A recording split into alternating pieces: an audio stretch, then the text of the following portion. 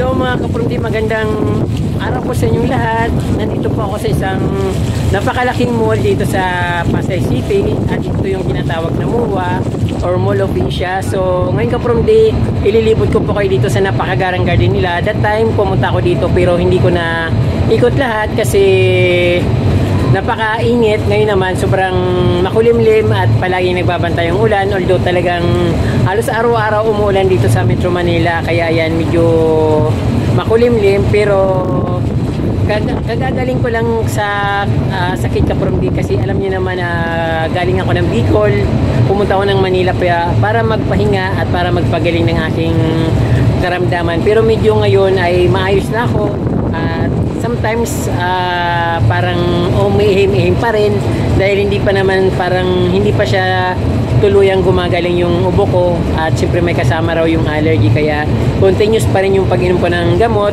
So ngayon medyo nakaluwag-luwag na yung paghinga ko at ubo, kaya sumama ako dito sa friend ko dito sa MUA at dito kami kakain. Ayun nga kaprundi, after namin kumain, pumunta na ako dito sa Sky Garden ng MUA para ipakita ko sa inyo yung garden dito kung hindi pa po kayo nakakarating dito. So mas maganda kung panoorin yung buo para may idea kayo pag pumunta kayo dito ng Manila at naparang kayo dito sa MUA ay may pupuntahan kayong magandang garden. So ay kaprundi, tara. At siyempre kung bago kayo sa aking YouTube channel, huwag niyo po kalimutan mag-subscribe at pindutin yung notification bell para updated po kayo sa aking mga bagong post na videos. So tara, mamasyala po tayo kaprundi at ikutin ko yung buong garden dito sa buong MUA Sky Garden. Let's go!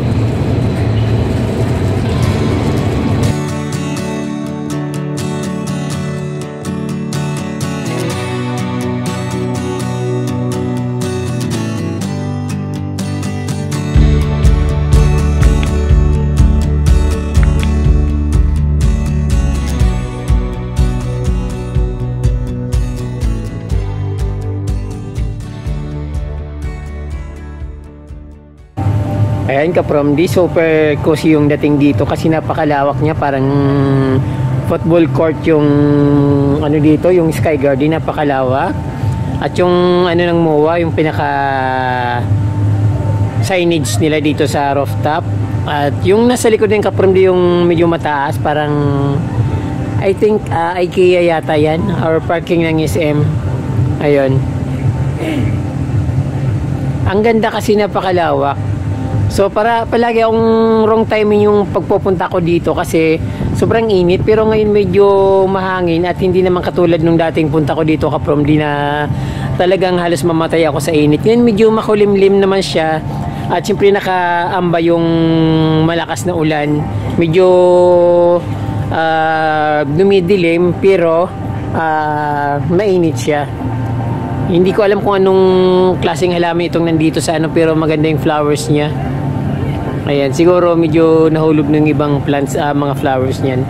Ang flowers niya kamukha ng parang ano, ang tawag doon nung milindres. Ang ganda ng setting ng mga plants dito, yung pagka landscape at napakalawak. Wow, may paro-paro. Ayun, umalis, sayang. Bilang may mascot dito sa gitna, pulang-pula siya at maganda rin naman tingnan. Gusto kong makita yung harap niyan.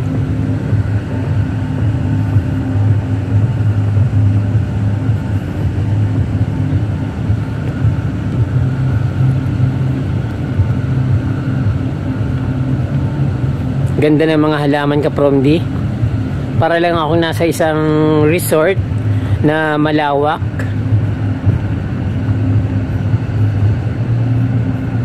Ang daming silong, pikara plants. Ang ganda ng mga kulay, tapos ang kulay ng kapaligiran. Andito yung football field nila kaprundi, football field dito sa rooftop. Ayan, nakikita dito. Tapos yun yung ano, mascot, sim din yung face niya sa kabila. Tapos nandito ganun din, parang double cara bang tawag doon. So ayun, parang wala siyang harap.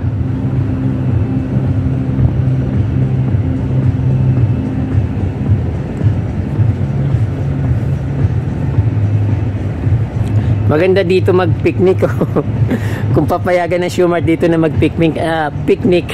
Napakasarap dito, kaya lang dapat may tent ka kasi mainit.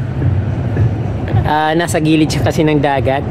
So ayun, mayroon eroplano. So napakalapit lang kasi from din ang airport dito. Ayun, Cebu Pacific. Cebu Pacific nga ba yan? Oo nga, Cebu Pacific kasi may yellow and blue, green.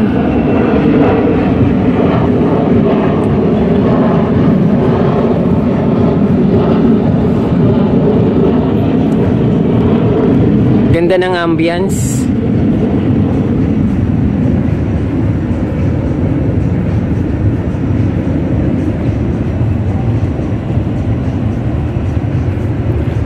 Siguro pag gabi dito kaprom din maganda kasi maraming ilaw. Yung mga plants niya maraming pa ilaw. Kaya lang hindi mo makikita yung mga plants kapag kapag gabi kasi ang makikita yung mga ilaw. So ayun. Another mascot dito na kulay blue.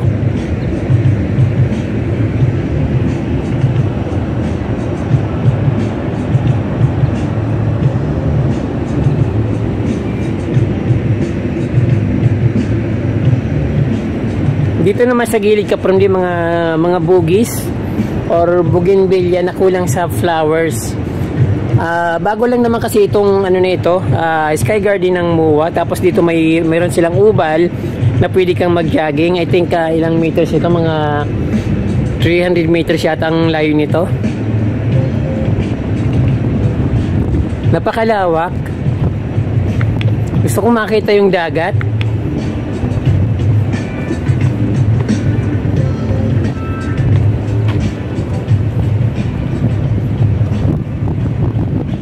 Ayan, mga picara plants. Ang dami kong nakakalimutan na pangalan ka from di.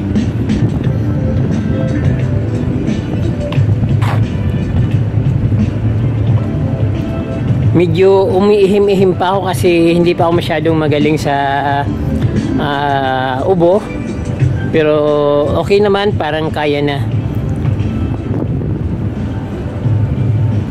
Ganda ng views.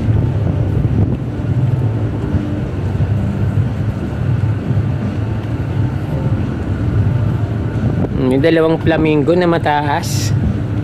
Ayan, ang daming nagpipicture-picture dito. Siguro mga bandang hapon maglalabasan dito yung mga mga mall goers.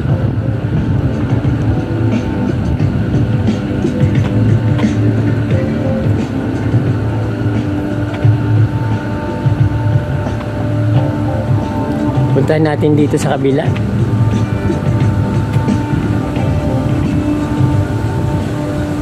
Ang haba pala nung yung oval. Rubberized na oval. So pwedeng dito, mag-jogging, mag-practice. Gusto kong puntahan yung medyo may seaside.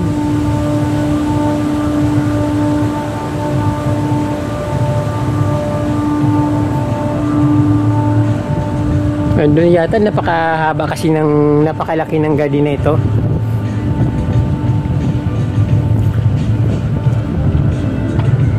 Ito yung sinasabi ko na parang melindres, pero hindi siya melindres ka from di.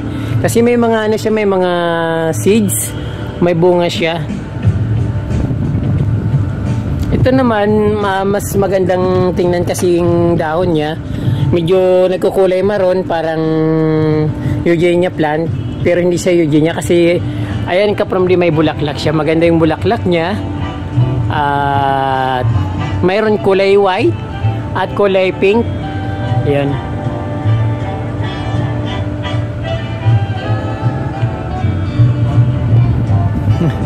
Paskong Pasko na dito sa Manila ka from di. Andito yung isang mascot na kulay purple. Ayun.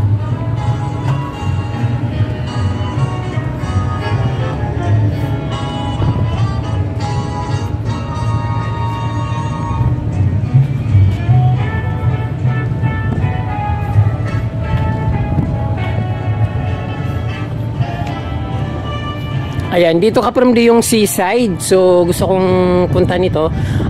Nakapunta na ako dito nung medyo matagal ng panahon, kaya lang hindi pa masyadong develop yung ano dito, yung garden. So, ayan, puntahan natin dito. Mas magandang pumasyal dito. Mas maraming halaman dito ka from dito.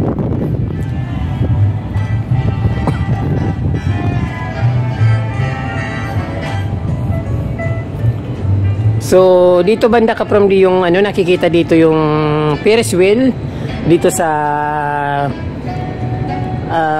I think isang boulevard.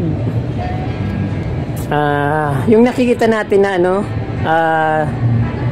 yung parang barko is Conrad Hotel. Diyan ang Seaside Boulevard ka from dito, sinasabi kong boulevard. So, Seaside Boulevard at ayun, Seaside siya. Then, ayun, dito pala sa kabila ka from yung napuntahan kong garden. So mas maganda sa kabila kasi mas improve na yung mga halaman doon. Pero maraming ginagawa, saka parang may mga playground. Pero at least ayan, nakita ko na yung reclamation dito na dagat na dating tinatambayan ko nung mga matagal ng panahon, mga bago pa yung MOA dito. Mga early 2000 ka from pupunta na ako dito sa MOA.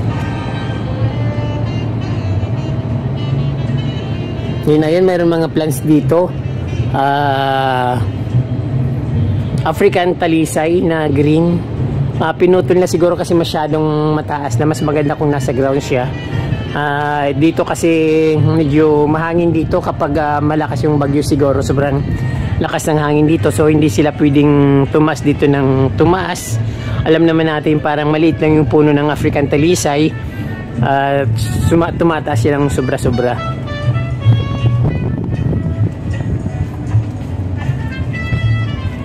Gusto kong pumasok dito sa ano Pau Park kasi maraming mga halaman na ano, eugenia plants. Ayun. Ang ganda. So ayan. Pau Park. Maganda dito Kapromdi. Ayun, maganda dito Kapromdi kasi yung ano, nakikita yung mga eugenia na kulay pink, ay kulay orange. So ganito yung gusto kong mangyari sa garden ko kasi makulay siya. Yung eugenia ko kasi doon Kapromdi ko konti lang, siguro 3 piraso lang kasi medyo mahal din yung isang ano niyan, isang pot nasa 200 or 150 to 200 doon sa amin. Pero dito sa bandang Bulacan, silang mga 75 to 85 pesos lang hanggang 100 pesos depende sa laki. So ayun, pero itong gaganda o malalaki na siya. Pau Park. Ayan, walang nagano dito pupunta. Pero pwede naman siguro buksain, pwede ako pumasok doon. Wala naman akong pau.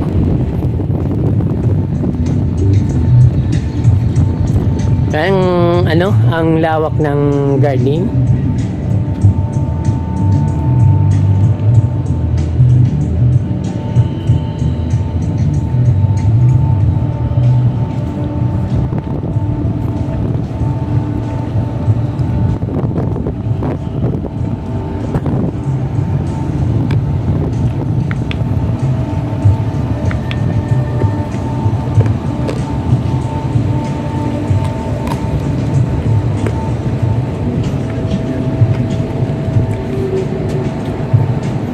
Ano pala ito Kapromdi, yung nakikita natin dito ay parang monitor, electronic board. Hindi ko lang mabasa kung ano yung lumalabas dyan sa electronic board na yan, pero something mga plants. Ayan. So dito Kapromdi yung pinakauna nilang garden dito sa Sky Garden ng MOA. So mas maganda sigurong puntahan sa baba kasi nasa taas tayo.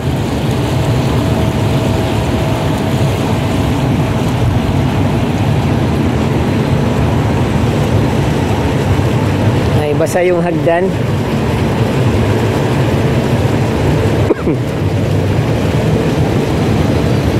So ayan, dito kitang-kita yung figure ng Sky Garden. Saka syempre overlooking sa ano, seaside. Seaside Boulevard at sa reclamation area. So dati ka-from din napakalalim ng ano na yan, dagat dyan. Pero ayan, nakikita nyo na ngayon na puro buhangin na, mas parang kapantay na rin ng MOA dito. So that time marami akong nakikita mga nagbabangka dyan. At sumakay pa nga kami doon sa parang ferry na umiikot sa dito sa Manila Bay. Wow, ang ganda.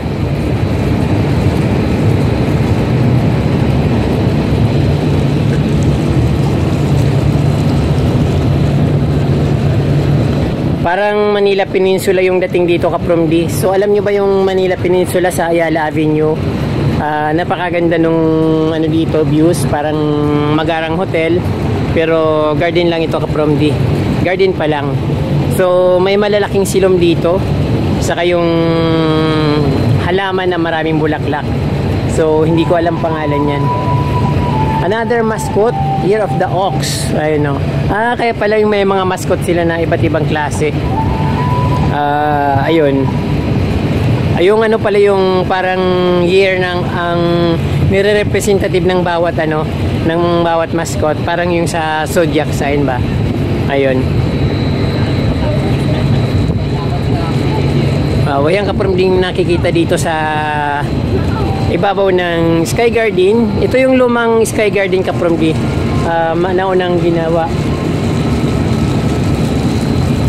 Mayroon din ditong vertical garden.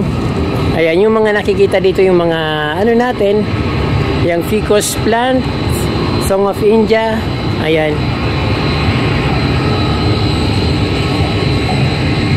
Napapaligiran ng magagandang halaman. So mostly naman ka-from di yung mga pang landscape plants yung mga nandito. So maganda yung African talisay dito na green kasi hindi siya katulad nung ano, green na tumataas. Parang ano lang siya, parang yung African talisay na kulay white na variegated. Ayan, parang ganun yung style niya pero green siya ka-from di. Maganda rin siyang tingnan.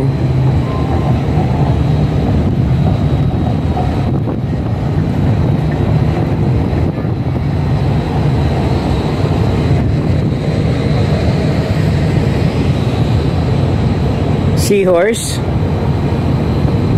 Poquiantina seahorse. Then sa kabila, dolphin. Ayun, penguin saka dolphin.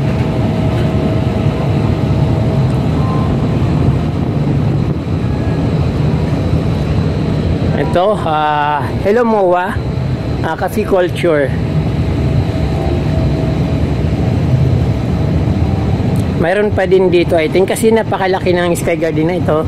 Kaya lang marami silang mga ginagawa, maraming na tabunan, kaya marami rin na nawala. Pero maganda pa rin ka-from di kasi parang nasa isang ano ka lang, nasa isang park na isang magarang park na may mga hotel, parang something ganun. Ito naman ay Year of the Rat. So yan ang mascot ng rat. Maganda magtambay dito kasi maraming coffee shop. Kung gusto mo lang magpahangin, magpalipas ng oras, so napakaganda dito. Dito namang ang kanilang comfort room for ladies and gentlemen. Ayun. So meron sila ditong mini playground para sa mga children na katulad ko. So Starbucks.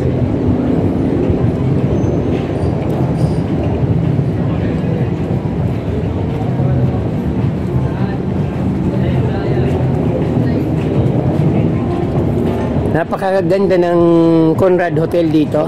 So dream ko rin na makapag-check-in dyan someday kasi palagi ko siyang nakikita para bang ano, parang cruise ship yung dating niya, pero ang gandang ano dito, ang ganda ng view niya dito.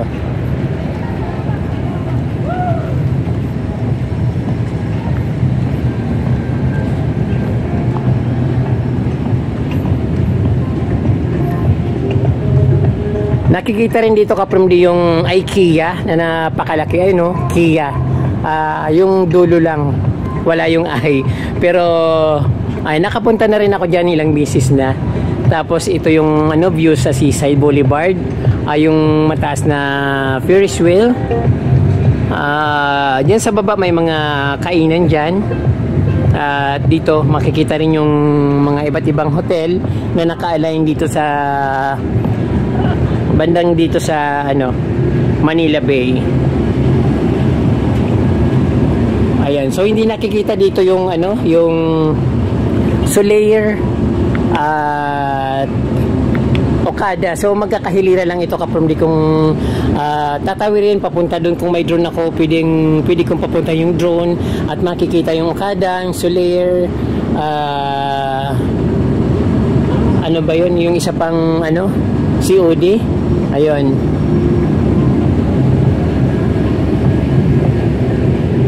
Mga entertainment park. So napakalawak dito Kapromdi. At ang ganda nga ng dating dito.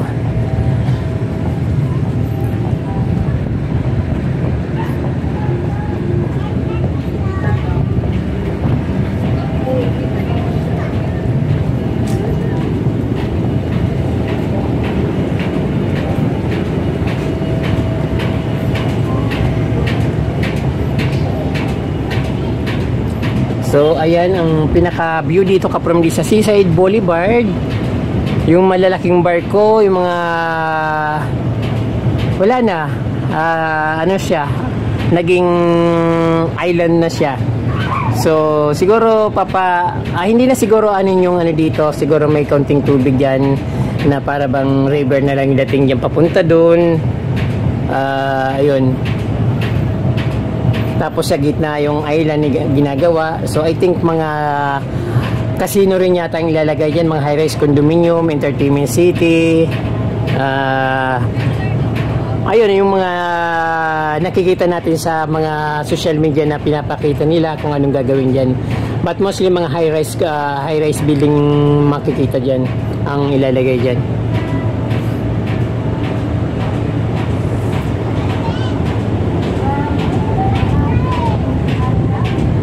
So ayun, napakalawak talaga Kapromdi.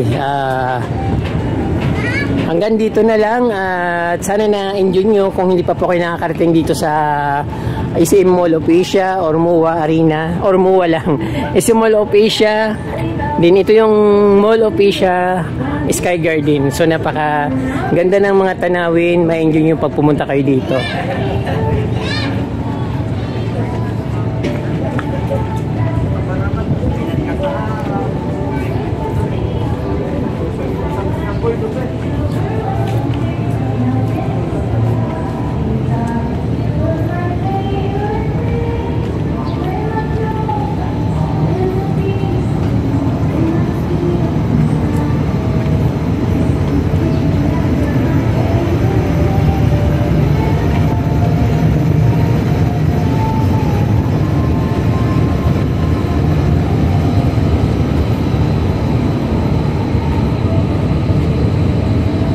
Wow, ang ganda, lawak. From sa pinaka rooftop dito bumaba ng konti.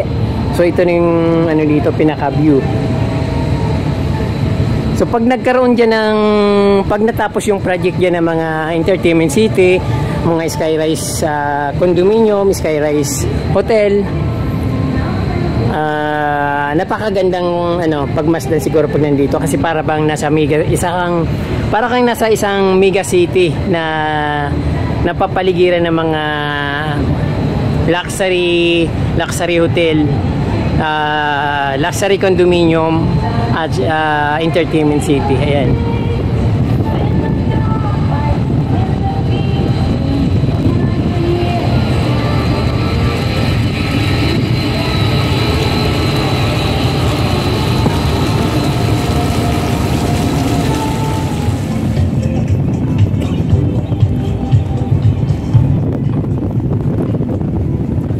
Ayan Kapromdi, yung nakikita nyo na malaking silver ay yung parang tinatawag yata na IMAX, kasi nakapasok na ako dyan once bago lang yung IMAX na pauso dati.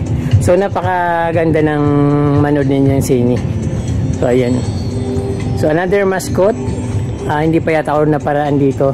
So ayan, maganda dito, para kang nasa isang 5-star hotel. Sa labas, ang ganda ng ang ganda ng grass, synthetic grass. Ayan.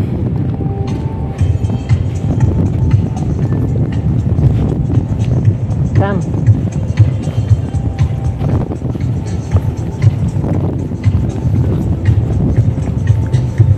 Ito kaprom di maganda ito sa talaga. Favorite ko yung peanut grass kasi maganda siyang pang lagay sa mga ganito, pang design sa garden, pang landscape. So napakaganda niya, tapos may flower siya na kulay yellow.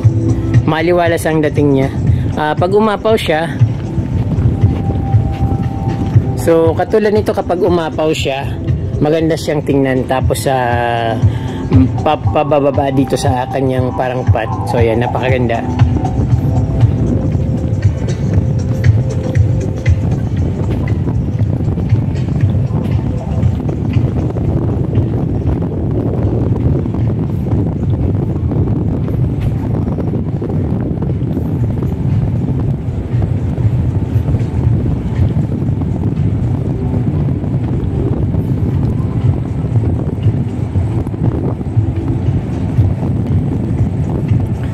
Para tayong malapit sa buwan. So ang gandang tingnan, napakalapit sa buwan.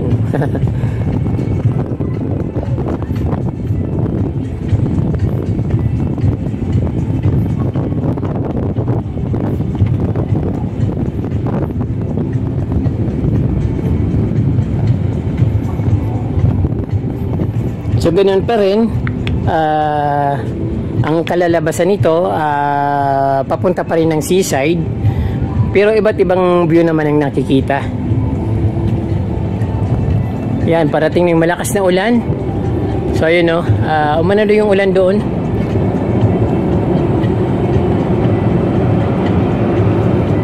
Ang ganda pala dito kaprom di sa napakaganda dito sa bandang gilid.